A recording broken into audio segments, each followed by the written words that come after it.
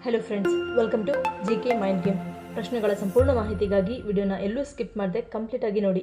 ಇವತ್ತಿನ ಪ್ರಶ್ನೆಗಳಲ್ಲಿ ಮೊದಲನೇ ಪ್ರಶ್ನೆ, ನಿದ್ದೆಯಲ್ಲಿ ಚಲಿಸುವುದು, ಮಾತನಾಡುವುದು, ಹೊಡೆಯುವಂತಹ ಅಭ್ಯಾಸಗಳನ್ನು ಯಾವ ರೋಗವೆಂದು ಹೇಳಲಾಗುತ್ತದೆ? Options: A Klein Levin syndrome, B sleep ಪಾರ್ಶ್ವವಾಯು, C behaviour disorder, D head syndrome.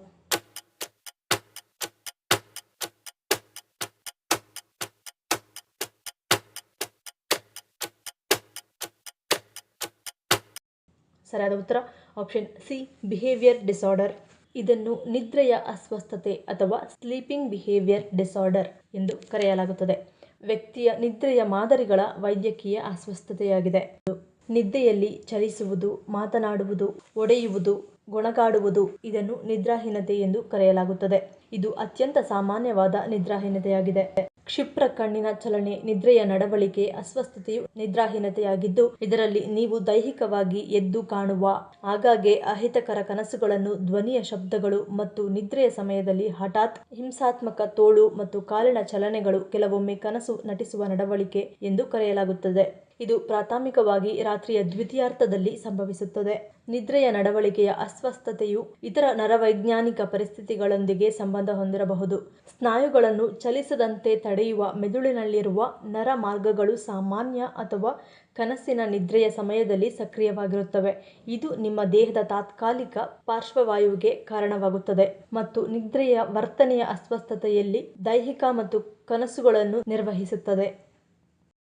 ಎರಡನೇ ಪ್ರಶ್ನೆ, ಮಂಡಿ ನೋವಿನಂತಹ ಸಮಸ್ಯೆಗಳಿಂದ ಬಳಲುತ್ತಿರುವವರು ಯಾವ ಆಹಾರವನ್ನು ಸೇವಿಸಬಾರದು? ಆಪ್ಷನ್ಸ್: ಎ ಸಕ್ಕರೆ, ಬಿ ಹಾಲಿನ ಉತ್ಪನ್ನ, ಸಿ ಮಾಂಸ, ಡಿ ಸೋರೆಕಾಯಿ.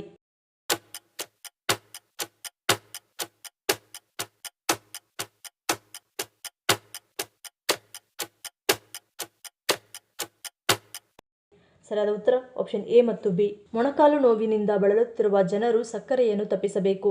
ಸಕ್ಕರೆ ಅಂಶವಿರುವ ಆಹಾರವನ್ನು ಸೇವಿಸುವುದರಿಂದ ರಕ್ತದಲ್ಲಿ ಸಕ್ಕರೆ ಮಟ್ಟವನ್ನು ಹೆಚ್ಚಿಸಬಹುದು. ಇದು ದೇಹದಲ್ಲಿ ಉರಿಯೂತವನ್ನು ಹೆಚ್ಚಿಸುತ್ತದೆ. ಅಧಿಕ ರಕ್ತದ ಸಕ್ಕರೆ ಮಟ್ಟವು ಕೀಲು ನೋವಿಗೆ ಕಾರಣವಾಗುತ್ತದೆ. ಹಾಗೆಯೇ ಹಾಲಿನ ಉತ್ಪನ್ನಗಳನ್ನು ತಿನ್ನುವುದರಿಂದ ಮೊಣಕಾಲು ನೋವು ಮತ್ತಷ್ಟು ಉಲ್ಬಣಗೊಳ್ಳುತ್ತದೆ. ಮೊಣಕಾಲು ನೋವಿನಿಂದ ಬಳಲುತ್ತಿರುವಾಗ ಡೈರಿ ಉತ್ಪನ್ನಗಳನ್ನು ಸಹ ಸೇವಿಸಬಾರದು. ಅವುಗಳನ್ನು ತಿನ್ನುವುದರಿಂದ ದೇಹದಲ್ಲಿ ಉರಿಯೂತ ಹೆಚ್ಚಾಗುತ್ತದೆ. ಇದು ನೋವುಗಳನ್ನು ಮತ್ತಷ್ಟು ಉಲ್ಬಣಗೊಳಿಸುತ್ತದೆ.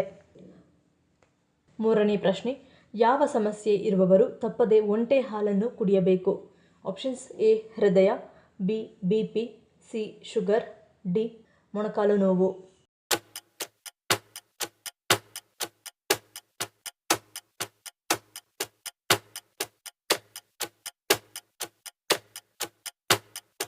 ಸರಿಯಾದ ಉತ್ತರ ಆಪ್ಷನ್ ಸಿ ಶುಗರ್. ಒಂಟೆ ಹಾಲು ಇನ್ಸುಲಿನ್ ತರಹದ ಪ್ರೋಟೀನ್ ಅನ್ನು ಹೊಂದಿರುತ್ತದೆ. ಇದು ಮಧುಮೇಹ ವಿರೋಧಿ ಗುಣಗಳನ್ನು ಹೊಂದಿರುತ್ತದೆ ಮತ್ತು ಸತುವು ಸಮೃದ್ಧವಾಗಿರುತ್ತದೆ. ಇದು ಪ್ರಮುಖ ಖನಿಜವಾಗಿದ್ದು, ರಕ್ತದಲ್ಲಿನ ಗ್ಲೂಕೋಸ್ ಮಟ್ಟಗಳು ಮತ್ತು ಅದರ ಸಂಬಂಧಿತ ತೊಡಕುಗಳ ನಿರ್ವಹಣೆಯಲ್ಲಿ ಸಹಾಯ ಮಾಡುತ್ತದೆ. ಒಂಟೆಯ ಹಾಲಿನಲ್ಲಿ ಉತ್ಕರ್ಷಣ ನಿರೋಧಕಗಳು ಹೇರಳವಾಗಿರುವುದರಿಂದ ಇದು ಅಧಿಕ ರಕ್ತದೊತ್ತಡ ಮತ್ತು ಆಂಟಿಮೈಕ್ರೋಬಿಯಲ್ ವಿರುದ್ಧ ಹೋರಾಡುತ್ತದೆ. ಸಂಶೋಧನೆಗಳ ಪ್ರಕಾರ ಒಂಟೆಯ ಹಾಲು ಪ್ರೋಟೀನ್, ಲ್ಯಾಕ್ಟೋಸ್ ಮತ್ತು ಕ್ಯಾಲ್ಸಿಯಂ ಹೊಂದಿದ್ದು, ಜೊತೆಗೆ ಹೆಚ್ಚಿನ ಮಟ್ಟದ ವಿಟಮಿನ್, ಅಗತ್ಯ ಖನಿಜಗಳು ಮತ್ತು ಹೆಚ್ಚು ಜೀರ್ಣವಾಗುವ ಗುಣಮಟ್ಟವನ್ನು ಹೊಂದಿದೆ. ಒಂಟೆ ಹಾಲು ಪ್ರತಿ 4 ಕಪ್ಗಳಿಗೆ 52 ಯೂನಿಟ್ ಇನ್ಸುಲಿನ್ಗೆ ಸಮಾನವಾಗಿರುತ್ತದೆ. ಮಧುಮೇಹ ಇರುವವರಲ್ಲಿ ರಕ್ತದಲ್ಲಿನ ಸಕ್ಕರೆಯನ್ನು ನಿಯಂತ್ರಣದಲ್ಲಿಡಲು ದಿನಕ್ಕೆ 2 ಕಪ್ ಅಥವಾ 500 ಮಿಲಿ ಒಂಟೆ ಹಾಲನ್ನು ಕುಡಿಯಬೇಕೆಂದು ಹೇಳಲಾಗುತ್ತದೆ. ಅಲ್ಲದೆ ಒಂಟೆ ಹಾಲಿನಲ್ಲಿ ಆಂಟಿ ಆಕ್ಸಿಡೆಂಟ್ ಹೆಚ್ಚಿನ ಪ್ರಮಾಣದಲ್ಲಿರುವುದರಿಂದ ಉರಿಯೂತದ ಮತ್ತು ರೋಗನಿರೋಧಕ ಉತ್ತೇಜಿಸುವ ಗುಣಲಕ್ಷಣಗಳೊಂದಿಗೆ ಮೇದೋಜ್ಜೀರಕ ಗ್ರಂಥಿಯಲ್ಲಿನ ಬೀಟಾ ಕೋಶಗಳ ಸರಿಯಾದ ಕಾರ್ಯನಿರ್ವಹಣೆಗೆ ಸಹಾಯ ಮಾಡುತ್ತದೆ. ನಾಲ್ಕನೇ ಪ್ರಶ್ನೆ, ಬಾಣಂತಿಯರು ತಪ್ಪದೆ ಯಾವ ಆಹಾರವನ್ನು ಸೇವಿಸಬೇಕು? ಆಪ್ಷನ್ಸ್: ಎ ನುಗ್ಗೆ ಸೊಪ್ಪು, ಬಿ ಮೊಳಕೆ ಕಾಳು, ಸಿ ಬೆಳ್ಳುಳ್ಳಿ, ಡಿ ಅರಿಶಿಣ.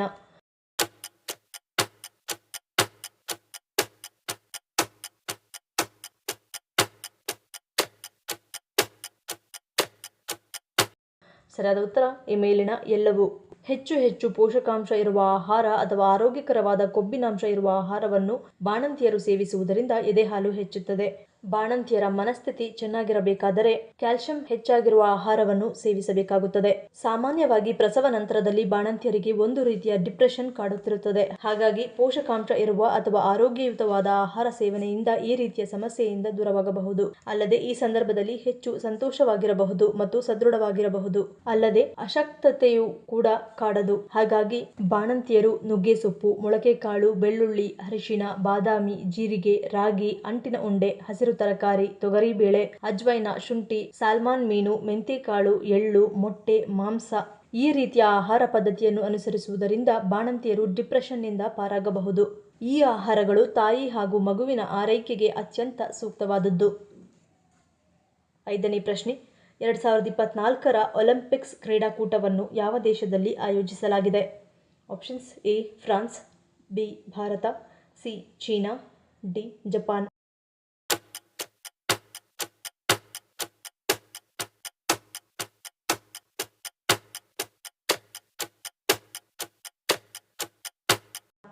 ಸರಿಯಾದ ಉತ್ತರ ಆಪ್ಷನ್ ಎ ಫ್ರಾನ್ಸ್. ಫ್ರಾನ್ಸ್ನ ರಾಜಧಾನಿ ಪ್ಯಾರಿಸ್ನಲ್ಲಿ 2024ರ ಒಲಿಂಪಿಕ್ಸ್ ಕ್ರೀಡಾಕೂಟವನ್ನು ಆಯೋಜಿಸಲಾಗಿದೆ. ಪ್ಯಾರಿಸ್ ಹೊರತುಪಡಿಸಿ ಫ್ರಾನ್ಸ್ನ 16 ವಿವಿಧ ನಗರಗಳಲ್ಲಿ ಕಾರ್ಯಕ್ರಮವನ್ನು ಆಯೋಜಿಸಲಾಗಿದೆ. ಪ್ಯಾರಿಸ್ ಒಲಿಂಪಿಕ್ಸ್ ಜುಲೈ 26ರಿಂದ ಪ್ರಾರಂಭವಾಗಿ ಈ ಕ್ರೀಡಾ ಮಹಾಕುಂಭವು ಆಗಸ್ಟ್ 11ರವರೆಗೆ ನಡೆಯಲಿದೆ.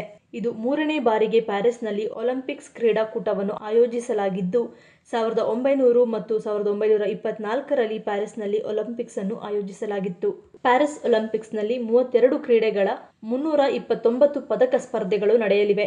ಈ ಕ್ರೀಡಾಕೂಟದಲ್ಲಿ 10,500 ಕ್ರೀಡಾಪಟುಗಳು ಭಾಗವಹಿಸಲಿದ್ದಾರೆ. ಪ್ಯಾರಿಸ್ ಒಲಿಂಪಿಕ್ಸ್ನ ಬಜೆಟ್ ಸರಿಸುಮಾರು 60,000 ಕೋಟಿ ರೂಪಾಯಿ ವೆಚ್ಚದಲ್ಲಿ ನಡೆಯುತ್ತಿದೆ.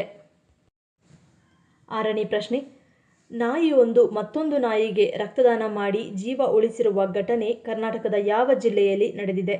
Options: A Chamarajanagar, B Raichur, C Dharwad, D Koppal.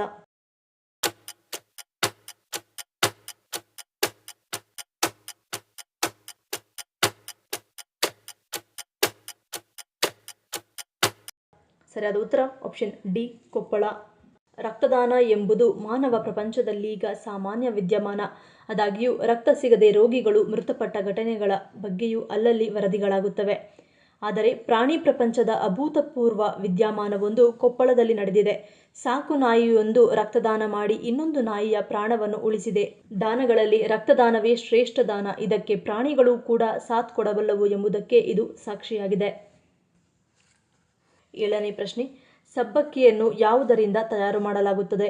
Options: A ಆಲೂಗಡ್ಡೆ, ಬಿ ಸಿಹಿಗೆಣಸು, ಸಿ ಮರಗೆಣಸು, ಡಿ ಸುವರ್ಣಗಡ್ಡೆ.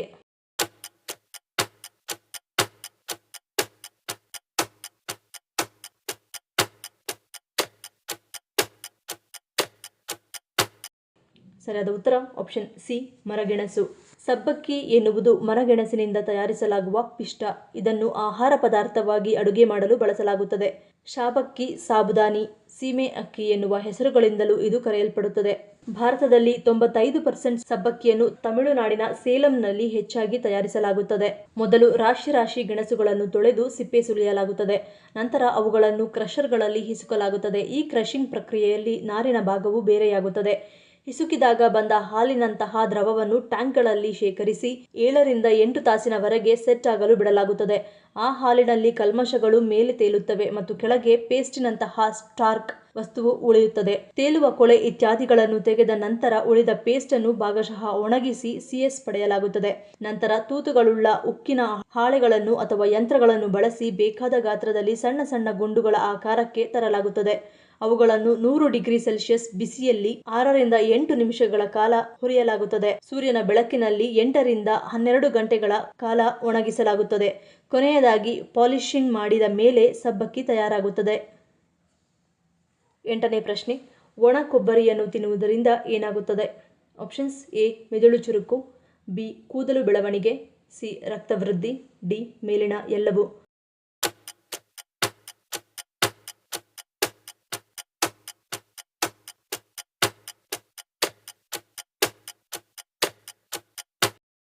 ಸರಿಯಾದ ಉತ್ತರ ಆಪ್ಷನ್ ಡಿ ಮೇಲಿನ ಎಲ್ಲವೂ.